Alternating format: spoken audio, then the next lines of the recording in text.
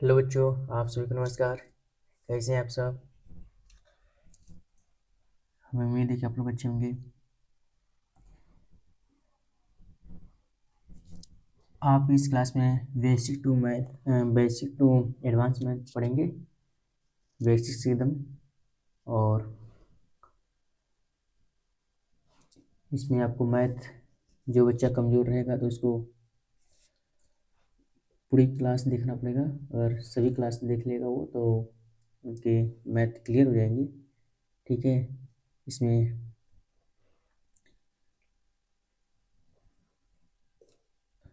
बहुत ध्यान से देखना होगा और सब आपको इम्पोर्टेंट चीज़ इसमें पढ़ाया जाता है और बेसिक्स एकदम बताया जाएगा। ठीक है, और देखिए, जिस बच्चे को समझ में नहीं आता है वो कमेंट में ज़रूर बताएं। ठीक है, और ये भी बताएं कि किस तरह कैसा क्लास है।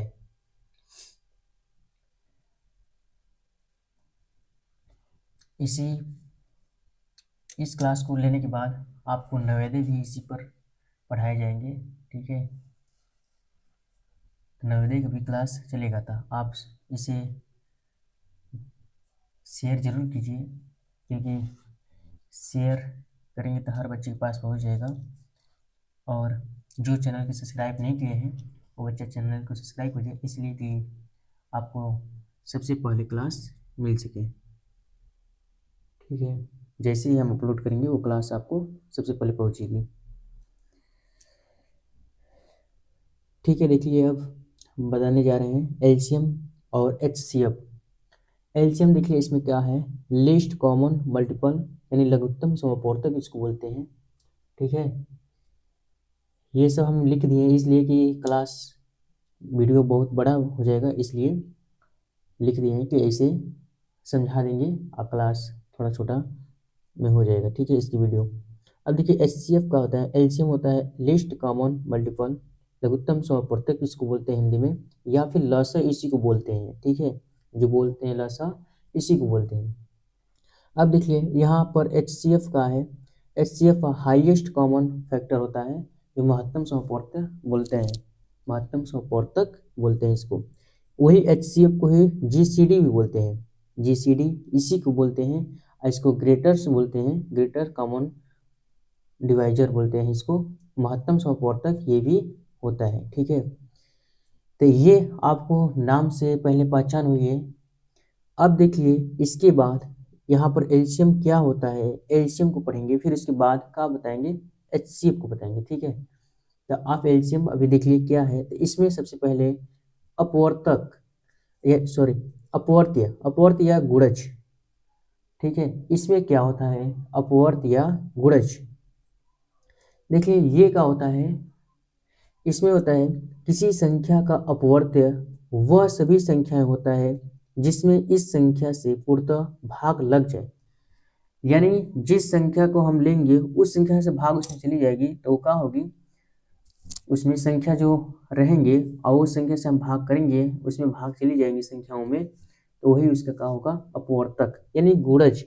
ऐसे कह सकते, एक तरह से ऐसे भी कह सकते हैं कि जिस संख्या का हमें निकालना है उसका पहाड़ा पढ़ सकते हैं तो उसके होंगे। ठीक है, जैसे आप देख लिए, अगर हम यहाँ पर निकालें,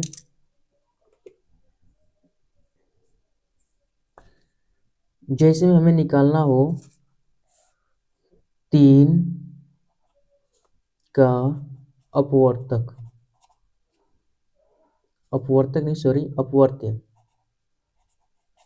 ठीक है, अपवर्त्य या गुणज, यही दोनों उसके नाम होते हैं, अपवर्त्य या गुणज। तो ये देखिए अगर हमें निकालना होगा तो किस तरह निकालते हैं। तो अगर हमें देखिए 3 का अपवर्त निकालेंगे इसमें तो उसके क्या होंगे। तो देखिए ये 3 है जो, उसी को सिर्फ पहाड़ा पढ़ते जाना है, वही उसके क्या होंगे, अपवर्त होंगे। जैसे 3 का एक बार में 3 एकम 3, 3 दूनी के 6 होंगे, 3 तिली के 9 होगा, 3 चौक के 12 होगा, 3 पचे 15 होगा। यही जो आगे संख्या जाती रहेगी वो संख्या क्या होगी, अपवर्त्य होगी।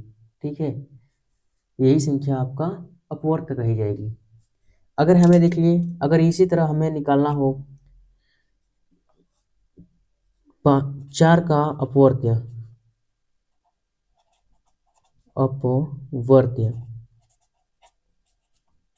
तब क्या होंगे? देखिए, तो 4 का पहाड़ा पढ़ते जाइए। 4 एकम 4, 4 दूनी की 8, 4 3 12, 4 चौके 16, 4 पच्चे 20, 4 छके 24। इसी तरह आगे हम जाते रहेंगे, तो वही क्या होगा? उसका अपवर्त होगा, तो वो संख्या का उसका अपवर्त है। ठीक है, तो ये चीज़ है। तो आपको मालूम हो गया कि अपवर्त क्या है या गुणज। गुणज या अपवर्त दोनों एक ही होते हैं। अब देखिए इसमें आगे क्या होता है। देखिए इसमें नोट बता रहा है, इसमें देखिए नोट में क्या है, दो या अधिक संख्याओं का लसा उनका सबसे छोटा उभयनिष्ठ गुणज होता है या अपवर्त होता है। देखिए यहाँ पर अगर हमें एलसीएम निकालना हो, तो अपवर्त हमें इसलिए होता है कि वहां से आप एलसीएम कैसे निकाल सकते हैं। जैसे यहाँ आप देखिए, इसमें बताया गया है कि दो या अधिक संख्याओं का, ये नोट में है, इंपॉर्टेंट है। ठीक है, दो या अधिक संख्याओं का लसा अगर निकालना होगा, तो उसमें क्या कहते हैं, सबसे छोटा उभयनिष्ठ जो होता है गुणज होता है, वही उसका क्या होता है, लसा होता है। यानी दो या अधिक संख्याओं का लसा उनका सबसे छोटा उभयनिष्ठ गुणज होता है। यानी हम जो गुणज निकाले हैं या अपवर्त निकाले हैं, उसमें क्या होगा, सबसे छोटा जो दोनों में मिलेंगे वही उसके क्या होंगे। यानी जो संख्या का हमें एलसीएम निकालना हो, इसे यहाँ पर 3 और 4 का एलसीएम हमें निकालना हो, तो यहाँ पर 3 और 4 का निकालेंगे, तो इसमें क्या करना होगा, इसके गुणज निकालेंगे। 3 का गुणज निकालें या अपवर्त निकालें, या 4 का गुणज निकाले हैं, तो उसमें सबसे छोटी संख्या, सबसे छोटा जो उभयनिष्ठ है, यानी दोनों में मिला हो, उभयनिष्ठ मतलब कॉमन होता है, जो संख्या दोनों में उभय सबसे छोटा मिलता हो, वही उसका क्या हो जाएगा, एलसीएम बनेगा। जैसे यहाँ पर देखिए 3 है, 3 6 9 है, 12 है, 15 है, आगे जा रही है संख्या, और 4 8 12 16 20 ऐसे आगे जा रही है। यहाँ पर देखिए आपका जो मिला है, तो इसमें अगर लसा बोला जाए, इसमें क्या होगा, इसमें लसा अगर बोला जाएगा, तो इसमें आपका 12 होगा। ठीक है, ये जो होगा, ये दोनों क्या होंगे, 12 होंगे आपका लसा, अगर 3 और 4 के पूछे जाएंगे तो। ठीक है, अब देखिए अगर आगे हम जाएंगे तो क्या और संख्या मिल रही है कि नहीं, तो देखिए आगे हम जाएंगे तो यहाँ पर देखिए, यहाँ पर 3 5 15, 3 6 18 होगा, 3 7 21 होगा, 3 8 24 होगा। देखिए आगे संख्या यहाँ पर जा रहे हैं, तो देखिए 24 यहाँ पर भी 4 के पहाड़ा में भी आता है और 3 के पहाड़ा में भी आता है, यानी 24 दोनों में आ रहा है, तो क्या 24 भी लसा होगा, तो नहीं। यहाँ पर देखिए 24 लसा नहीं होगा। इसमें बताया गया है कि यहाँ पर आगे संख्या और मिलेगी। देखिए यहाँ 12 मिला है, 24 मिला है, आगे और संख्या मिलती जाएगी। ठीक है, तो यहाँ पर ये होगा कि सबसे छोटा जो होता है इसमें गुणज, वही उसका लसा बनता है। यानी इन दोनों में सबसे छोटी जो मिल रहे हैं संख्या, उभयनिष्ठ जो हो रही है, वही उसकी लसा बनेंगे, बड़ी वाली संख्या नहीं बनेगी। तो हमके 12 के अलावा इससे छोटी कोई संख्या नहीं मिल रही है। इसमें देखिए 24 है, जिनकी बड़ी संख्या है, 12 पहले मिली, फिर उसके बाद 24 मिल रही है, तो इस 24 बड़ी है, तो इससे छोटा 12 ही है, और कोई उभयनिष्ठ नहीं है, तो इसलिए कहा है 12 ही इसका लसा हो सकता है। ठीक है, तो ये इसका इस तरह लसा गुणज विधि से निकाल सकते हैं। तो हमें उम्मीद है कि आप लोग को बहुत अच्छे समझ में आया होगा। ठीक है, अब देखिए आगे क्या है क्लास में, इसमें अब देखिए लघुत्तम समापवर्त्य क्या होता है। तो अब देखिए यहाँ पर निकालेंगे तो लघुत्तम समापवर्त्य क्या होते हैं। तो यहाँ देखिए दो या दो से अधिक संख्याओं का लघुत्तम समापवर्तक समपवर्त्य, एलसीएम ही वो इसको बोलते हैं जिसे। और यहाँ पर देखिए या लसा इनको बोलते हैं, वह छोटी से छोटी संख्या है जो दी गई संख्याओं से पूर्णतः विभाजित हो जाए। यानी इसमें वह छोटी से छोटी संख्या है जो दी गई संख्याओं से पूर्णतः विभाजित हो जाए। देखिए यहाँ पर दी गई संख्याओं से पूर्णतः, इसी तरह गुणज निकालेंगे और उसमें देखिए भाग करें, तो 3 चौका 12 हो जाएगा, और 4 3 12 ये भी विभाजित हो जाएगा, ये संख्या क्या हो जाएगी, लसा। इस तरह कर सकते हैं। तो वह छोटी से छोटी संख्या है जो कि 12 है, इसमें तो वो 3 से भी भाग चले जाएंगे उसमें, और 4 से भी विभाजित हो जाएगी, तो वो उसके 12 का हो जाएंगे लसा। तो इस तरह भी आप बता सकते हैं। ठीक है, अब देखिए यहाँ पर और भी इसके अलग से बता दे रहे हैं। ठीक है, अलग संख्याओं का भी हम लेकर के बता दे रहे हैं। जैसे हमें निकालना हो यहाँ पर लसा निकालना हो तो यहाँ पर इस तरह दिया हो, जैसे 5, 8 तथा 10 का लसा निकालना हो, लसा ज्ञात करना हो, तब क्या होगा। तो देखिए इसमें क्या होता है, किस तरह निकालेंगे। तो यहाँ पर सबसे पहले हम निकालेंगे, तब पहले देखिए अपवर्त विधि से निकालेंगे तो उस तरह कैसे होगा, यानी गुणज विधि से। ठीक है, तो अपवर्त विधि से यानी गुणज विधि से निकालेंगे तो क्या होगा। तो देखिए अगर हमें 5 का निकालना हो तो 5 का सबसे पहले अपवर्त निकालेंगे। ठीक है, अब 5 का अपवर्त्य। ठीक है, फिर उसके बाद 8 की अपवर्त्य निकालेंगे, 8 का अपवर्त्य। फिर उसके बाद देख लीजिए 10 का निकालेंगे, 10 का अपवर्त्य। तो देखिए यहाँ पर हम अपवर्त विधि से एलसीएम निकाल रहे हैं। आगे आपको समझ आएगा, जो आपको 6, 3, 4 में 5 में पढ़े हैं वो उस तरह भी हम बताने वाले हैं। ठीक है, यहाँ आप देखिए निकालेंगे तो 5 का अपवर्त निकालेंगे तो किस तरह होगा। तो देखिए 5 का अपवर्त जब निकालेंगे हम तो यहाँ पर 5 की पहाड़ा पढ़ते जाएंगे, यानी 5 एकम 5, 5 दूनी की 10, 5 तीन 15, 5 चौके 20, 5 पाँचे 25, 5 छके 30, 5 साते 35, 5 चौआठे 40, 5 नवा 45। यहाँ पर देखते जाएंगे तो आगे संख्या जाती रहेगी। ठीक है, अब देखिए इसी तरह हमें 8 का करते हैं तो 8 का देखिए 8 एकम 8, 8 दूनी के 16, 8 तिली के 24, 8 चौका 32, 8 पाँचे 40, 8 छक्का 48, 8 सत्ते 56। तो यहाँ पर देखिए आगे जाती संख्या है। आगे देखिए यहाँ पर फिर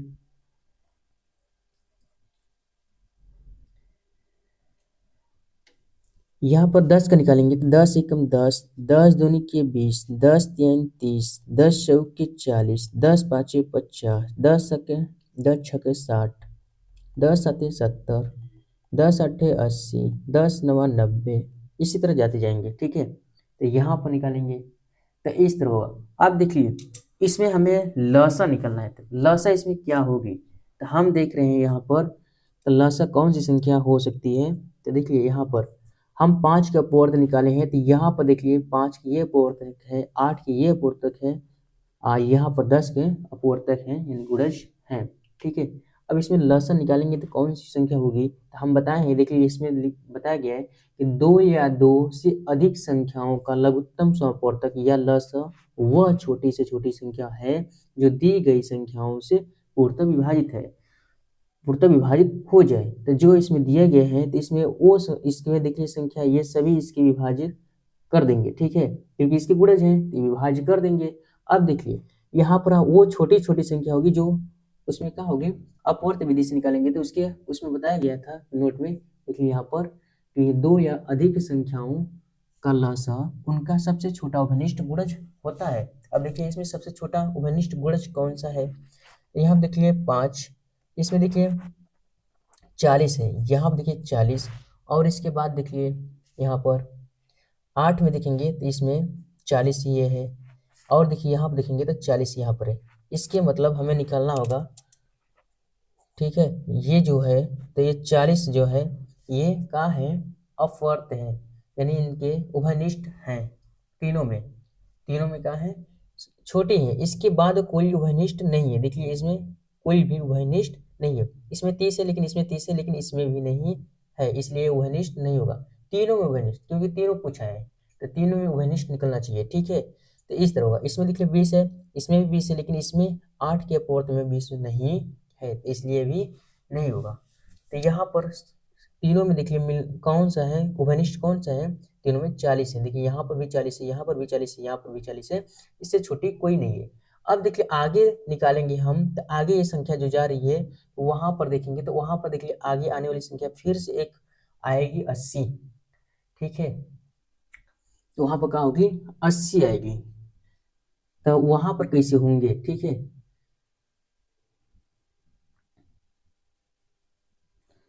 और यहाँ पर भी आगे देखिए, इसमें आगे जाएंगे तो 80 आएगी, और इसमें भी देखिए 80 आए हैं, तो कैसे होंगी वहां पर, ठीक है। तो उस तरह 80 जब आएंगे तो वो संख्या क्या होगी, वो बहुत बड़ी है संख्या, जो होगी वो अनिष्ट, लेकिन वो क्या है, बड़ी होगी। 80 आने वाली संख्या जो है बड़ी होगी, इसलिए बड़ी संख्या न लेकर के हमें कौन सा लेना है, छोटी संख्या लेना है, ठीक है।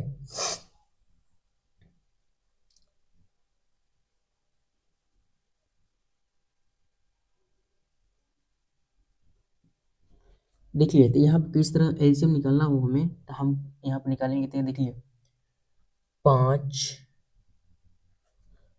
और 8 तथा 10 का उभय निष्ठ, सॉरी यहाँ पर गलत हो गया, यहाँ पर उभय निष्ठ, उभय निष्ठ लस, यानी गुणज का लस, गुणज का गुणज, देखिए गुणज जो उभयनिष्ठ है, ठीक है, उभयनिष्ठ है, तो यही आपका उभयनिष्ठ कौन सा इसमें गुणज है, तो देखिए 5 8 10 में उभयनिष्ठ गुणज कौन सा है, 40 है। तो यहाँ पर क्या लिखेंगे, 40 लिखेंगे, ठीक है। ये आपका उभयनिष्ठ गुणज है। अब देखिए आगे जाएंगे 5 के में तो 80 भी आएंगे, क्योंकि 5 के पहाड़ा हम 16 बार पढ़ेंगे तो वो क्या होगी, 80, 16 पचे 80। 8 के 10 बार में जाएंगे तो 8 2 में 80 होंगे। 10 के देखिए पढ़ेंगे तो 8 बार में 80 आ रहे हैं। यहाँ पर देखिए आपका 80 आ रहा है, ठीक है। तो वो भी उभयनिष्ठ है, लेकिन वो क्या है, बड़ी है। तो यहाँ पर हमें क्या करना है, छोटी उभयनिष्ठ कॉमन लेना है, यानी गुणज में छोटी जो होगी वही लेना है, ठीक है। वही आपका क्या होगा, लस बनेगी। तो यही उभयनिष्ठ यहाँ पर हम कहेंगे, यहाँ पर तब यहाँ लस बोले जाएंगे, एलसीएम हमारा क्या होगा इसमें, हम बोलेंगे 40 है, ठीक है। ये क्योंकि वही संख्या होती है एलसीएम, ठीक है, वही संख्या क्या होती है, एलसीएम हो जाती है। तो ये आपका आंसर हो जाएगा, ठीक है। तो ये हमें उम्मीद है कि आप लोगों को बहुत अच्छे समझ में आया होगा, ठीक है। आगे देखिए बताने वाले हैं, अब देखिए अगला है विधि, जो एलसीएम किस तरह होंगे, ठीक है। तो यहाँ पर देखिए एलसीएम, एलसीएम दो विधि से हल किए जाते हैं। देखिए यहाँ पर आप पढ़े हैं पीछे अपवर्त्य का। अब देखिए यहाँ पर एलसीएम को किस तरह निकाले जाते हैं, गुणनखंड विधि से। भाग विधि एक, गुणनखंड विधि, जो कि अभाज्य गुणनखंड विधि ये होती है, और ये क्या है, भाग विधि है, ठीक है। अब यहाँ पर देखिए गुणनखंड विधि से एलसीएम दो प्रकार से निकाली जाती है। अब गुणनखंड विधि से क्या होते हैं, किस तरह निकाले जाते हैं, तो यहाँ पर देखिए, ठीक है। देखिए यहाँ पर किस तरह निकाले जाएंगे, तो गुणनखंड विधि से पहले सबसे पहले देखिए क्या किस तरह निकाले जाते हैं। देखिए यहाँ पर क्या है, सर्वप्रथम दी गई संख्याओं के अभाज्य गुणनखंड करते हैं। देखिए सबसे पहले जो संख्या दी गई है उनको क्या करते हैं, अभाज्य गुणनखंड करते हैं, ठीक है। तो आपको अभाज्य गुणनखंड पता होगा, क्योंकि हम बताए थे आपको कि अभाज्य संख्या वो होती हैं जो स्वयं एवं एक के अतिरिक्त कोई भी संख्या से विभाज्य न हो, वही संख्या क्या होती है, अभाज्य संख्या होती है। तो अभाज्य के मतलब हमें स्वयं और एक के अलावा कोई भी उसको विभाजित न कर पाए, वही संख्या मिलनी चाहिए, ठीक है। अब देखिए फिर सभी गुणनखंडों की अधिकतम घात लेकर के उनका प्राप्त गुणनफल प्राप्त करते हैं, ठीक है। यानी उनका गुणनफल प्राप्त करते हैं, तो उनको अधिकतम घात में करके कीजिएगा तब भी सही है, और इसमें घात न लेकर के करेंगे तब भी हो जाएगी, ठीक है। फिर प्राप्त गुणनफल ही संख्याओं का एलसीएम होता है, यानी वो जो संख्या प्राप्त होती है उनका गुणनफल करने पर आएगा जो, वही संख्या का होती है, उस संख्या का लसा होती है, ठीक है, यानी एलसीएम होती है। अब देखिए यहाँ पर किस तरह उसको निकालेंगे।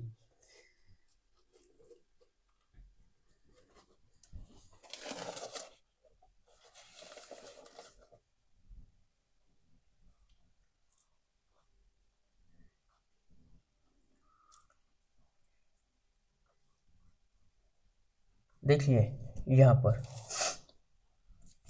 तो गुणनखंड विधि से निकालते हैं, तो इन संख्याओं का क्या करते हैं, पहले देखिए 16 का निकालेंगे, इनके भाज्य गुणनखंड करेंगे, ठीक है, यानी अलग अलग भाग में करेंगे।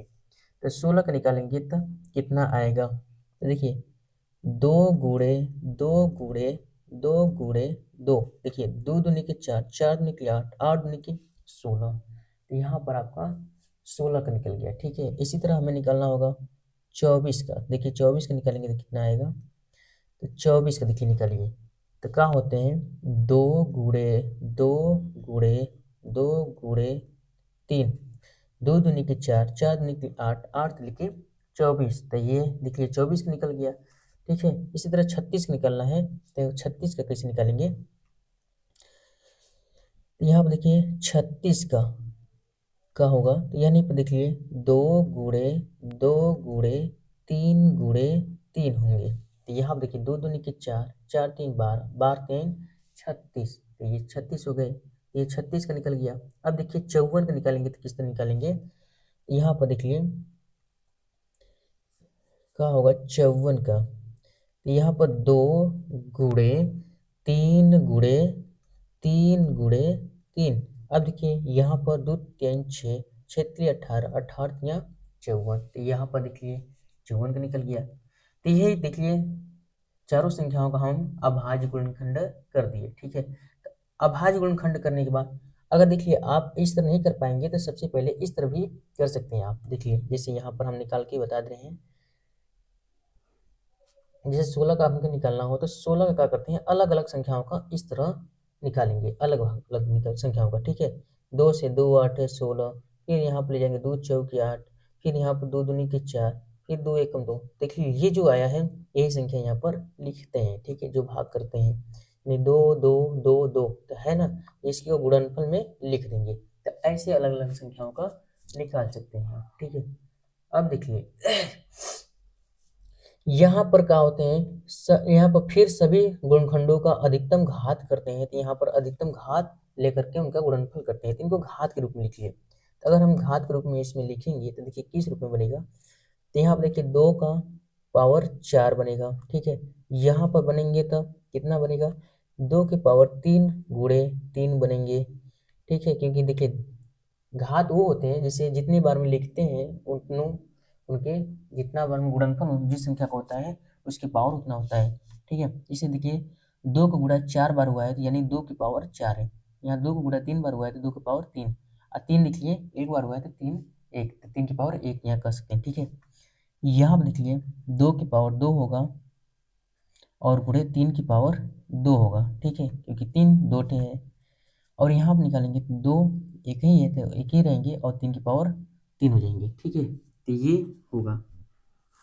अब देखिए यहाँ पर एलसीएम निकालना होगा, तो यहाँ पर एलसीएम लिखेंगे तो क्या आएंगे, देखिए एलसीएम, इसमें क्या है, अधिकतम घात लेकर उनका गुणनफल करना, अधिकतम देखिए घात इसमें सबसे कौन है, यहाँ देखिए 2 की पावर 4 है, 2 की पावर 3 है, 2 की पावर 2 है, 2 की पावर 1 है, ठीक है, यहाँ पर 1 है, तो सबसे अधिक घात 2 की पावर कौन वाला है, 4 है, तो यहाँ पर 2 की पावर 4 लिख देंगे, ठीक है। और यहाँ पर फिर गुणे में अब देखिए 3 बचा है, तो 3 की सबसे अधिक घात कौन सा है, तो यहाँ पर 3 की पावर 3 है, तो 3 की पावर का लिख देंगे, 3 लिख देंगे, ठीक है। तो अधिकतम घात लेकर के हल करते हैं। अब देखिए यहाँ पर जो होगा, ये देखिए 2 का 4 बार गुणा करेंगे तो क्या आएंगे 16 आएंगे, और गुणे 3 का 3 बार गुणा करेंगे तो यहाँ पर आएंगे 27, ठीक है। अब इनका गुणनफल ही होगा हमारा एलसीएम, तो अब देखिए यहाँ पर गुणा करेंगे तो 27 में 16 का गुणा इस तरह कर सकते हैं, ठीक है। यहाँ पर गुणा करेंगे तो 6 7 42 के 2 हाथ से निकला 4, और 6 दूनी के 12, 12 4 12 और 4 16 हो जाएंगे, और यहाँ पर 7 आएंगे और 2 आएंगे, तो इस तरह यहाँ पर 2 आया, और 7 6 13 के 3 हाथ से निकला 1 2 3 1 4, तो यहाँ पर आपका आंसर आया 432, ठीक है। तो यहाँ पर एलसीएम क्या आया, एलसीएम 432 आया, ठीक है। तो इस संख्याओं का आपका एलसीएम का होंगे 432 होंगे, ठीक है। तो ये है गुणनखंड विधि से जो कि इस तरह निकाल कर करते हैं। देखिए अगर आपको घात न बनाना हो तब कैसे करेंगे, देखिए घात न बनाना हो तब भी कर सकते हैं। देखिए यहाँ क्या करते हैं, यहाँ पर देखेंगे तो जो संख्या मिलती है उन्हीं को लिखते हैं। जैसे यहाँ देखिए 2 मिल रही है सभी में, तो 1 2 3 इसमें देखिए सभी में मिल रही है, ठीक है। इसमें 1 के 2 बाहर निकल जाएगा, इसमें से देखिए मिल रही है, तो यहाँ पर इसमें जो मिलेगा वो भी लिखते हैं, जो नहीं मिलता है वो भी लिखते हैं। देखिए यहाँ पर 2 मिली है तो लिख देंगे, फिर इसमें देखिए 2 नहीं मिल रही है तो वहाँ पर क्या करेंगे, इन तीनों मिल रही है इसमें नहीं मिल रही है तब भी 2 लिखेंगे, ठीक है। तो 1 के 2 लिख देंगे, फिर यहाँ पर 3 है तो 3 लिखेंगे, ठीक है। यहाँ पर देखिए 2 मिल रही है इसमें लेकिन इसमें नहीं मिल रही है, तो यहाँ पर 2 लिखेंगे, फिर 3 भी देखिए इसमें है तो इसमें मिल रही है, इसमें नहीं मिल रही है वो भी लिखेंगे। यहाँ पर जो है लास्ट में देखिए इसमें 2 है अकेले और इसमें 3 है, तो इसमें 1 है 2 लिखेंगे, ये 3 1 लिखेंगे, ठीक है। तो यहाँ पर ऐसे लिख सकते हैं तो हो सकता है, ठीक है। तो जो मिलते हैं उनको लिखते हैं खाली, और जो मिलते हैं उनको लिखते हैं, और जो नहीं मिलते हैं उनको भी इसमें एलसीएम में शामिल करते हैं, ठीक है। तो वही आपका गुणनफल उसका करने पर जो संख्या प्राप्त होती है उस तरह एलसीएम निकालते हैं, ठीक है। तो ये होता है। अब देखिए भाग विधि से, भाग विधि से किस तरह एलसीएम निकालते हैं, देखिए इसमें भाग विधि से किस तरह एलसीएम निकालते हैं। देखिए भाग विधि क्या होते हैं, पहले सबसे पहले इसके नियम होते हैं, दी गई संख्याओं का कॉमा लगा करके एक पंक्ति में लिखते हैं, ठीक है। यानी जो एलसीएम निकालना हो उनको एक पंक्ति में लिखेंगे कॉमा लगा करके, ठीक है। फिर फिर उसे अभाज्य संख्या जैसे 2 3 5 7 11 इसी तरह भाग करते जाएंगे, ठीक है। इससे भाग देते हैं। फिर प्राप्त भागफलों तथा शेष संख्याओं जो विभाज्य न हो को नीचे पुनः एक पंक्ति में लिखते हैं और पुनः उपरोक्त क्रिया को दोहराते हैं। यानी हम जो उसमें भाग एक बार कर दिए तो वो फिर उसके शेष आएंगे तो वही वो फिर से प्रक्रियाओं का फिर से वही एक नई संख्या लेकर के फिर से उसमें भाग करेंगे और फिर उसी तरह बार बार करते रहेंगे जब तक उनके देखो, देखिए बता रहा है इसमें कि यह क्रिया तब तक करते रहेंगे जब तक कि नीचे की पंक्ति में सभी संख्याओं के स्थान पर 1 आ जाए। देखिए वहां पर जब तक 1 ना आ जाए तब तक हम वही प्रक्रिया करते रहेंगे, ठीक है। अब भाजकों का गुणनफल करने पर प्राप्त गुणनफल ही संख्याओं का लघुत्तम समवर्तक होता है। सबसे पहले देखिए इसके नियम से जब करना होगा तो देखिए यहाँ पर कैसे करेंगे, देखिए यहाँ पर जैसे यहाँ पर हमें निकालना हो इस संख्या का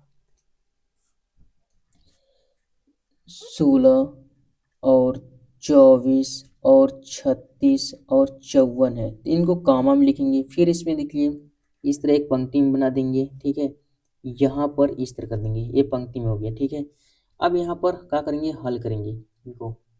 तो यहाँ पर सबसे पहले देखिए यहाँ पर अभाज्य संख्याओं से भाग करते हैं, 2 से भाग करेंगे। सबसे पहले देखिए 2 से इसमें चले जाएंगे, 2 से 2 8 है 16, 2 1 कम 2, 2 दूनी के 4, 2 देखिए इसमें निकालेंगे, इसमें भाग करेंगे 2 1 कम 2 और यहाँ 2 8 है 16 हो जाएंगे। 2 यहाँ से देखिए भागा चले जाएंगे तो 2 दूनी के 4, 2 7 है 14। फिर देखिए इसमें भाग करेंगे किससे जा रही है तो देखिए 2 से चले जाएंगे, 2 से दीजिए, ठीक है। जिस संख्या में जाएगी उसी संख्या में भाग करेंगे, ठीक है। यहाँ देखिए 2 चौके 8, 2 छक्के 12, 2 नवा 18, यहाँ 27 में नहीं जाएगा 27 में उतार देंगे, ठीक है। अब देखिए फिर 2 से जा रहा है इसमें तो 2 से ही ले जाइए, ठीक है। 2 दूनी के 4, 2 3 6, 9 में नहीं जाएगा उतार दीजिए, 27 में नहीं जाएगा उतार देंगे इसको, ठीक है। अब देखिए इसके बाद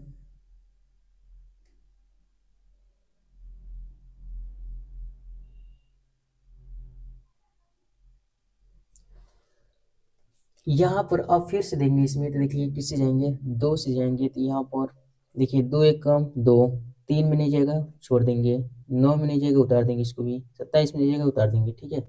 अब देखिए यहाँ पर जो संख्या है तो यहाँ पर देखिए 1 आ गया था, एक ही 1 आया है, इन तीनों में भी 1 आना चाहिए, तब तक इसी तरह क्रिया करते रहेंगे, ठीक है।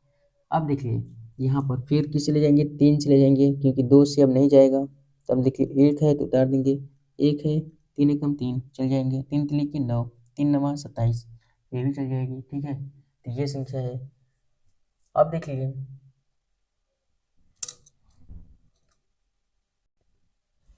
अब देखिए इसमें फिर 3 से जाएंगे तो 3 से देंगे, फिर देखिए 1 है इसमें, इसमें भी 1 आ गया, 3 एकम 3, यहाँ 3 लिख के 9। अब देखिए फिर से एक बार ले जाएंगे तो 1 आ गया, इसमें भी 1, इसमें भी 1 आ गया, इसमें भी आ गया। देखिए सभी में कहाँ आ गए, 1 आ गए, तो इसमें मतलब यही पर आपको रोक देना है, ठीक है। अब यही जो भाजक आए हैं उन्हीं का क्या करते हैं, गुणनफल करते हैं, वही का होता है एलसीएम होता है। तो यहाँ पर क्या करेंगे, गुणनफल करेंगे, ठीक है। तो यहाँ आप देखिए अगर हमें एलसीएम निकालना है तो यहाँ पे लिखेंगे एलसीएम, देखिए यही भाजक शब्द दिए हैं, यही क्या करेंगे, उनको गुणनफल करेंगे, ठीक है, जो भाग लिए हैं इसमें। तो यहाँ आप देखिए 2 है, 2 दो गुणे देखिए चट है तो चट लिखेंगे, ठीक है। 1 2 3 चट हो गए। अब देखिए इसमें देखिए 1 2 3 ठे है तो यहाँ पे लिखेंगे 3 ठे, ठीक है। अब देखिए इनका क्या करेंगे, गुणनफल करेंगे। तो गुणनफल करेंगे नहीं तो क्या देखिए आ रहा है, तो यहाँ पर गुणा करेंगे तो देखिए क्या आएंगे, यहाँ 2 दूनी के 4, 4 दूनी के 8, 8 दूनी के 16, यानी यहाँ पर भी 16 आएंगे। और गुणे यहाँ 3 तिली के 9, 9 तिली 27 आएंगे, तो यहाँ पर लिखेंगे 27। अब देखिए ये 27 और 16 का देखिए गुणा अभी किए थे तो वो क्या आया था, 432 आया था, तो यहाँ आप लिख देंगे 432। 16 और 27 से गुणा करेंगे तो 432 आएंगे, ठीक है। तो यही आपका एलसीएम हो जाएगा, तो ये आपका आंसर हो जाएगा। तो ये है भाग बी सी। तो हमें उम्मीद है कि आप लोगों को बहुत अच्छे से समझ में आया होगा, ठीक है। तो आप लोग इसी तरह क्लास को देख लीजिए और डेली की डेली आपको क्लास मिलती रहेगी, ठीक है। और पढ़िए, आपको मैथ में कमजोर होंगे तो आपको हर तरह का इसमें सलूशन करा दी जाएगी, आपको प्रैक्टिस भी कराई जाएगी। इन हर बच्चों के पास आप जोड़िए, ठीक है। आप जितनी जल्दी जोड़ेंगे उतने ही आपको बहुत अच्छी अच्छी क्लासें मिलने वाली है, ठीक है।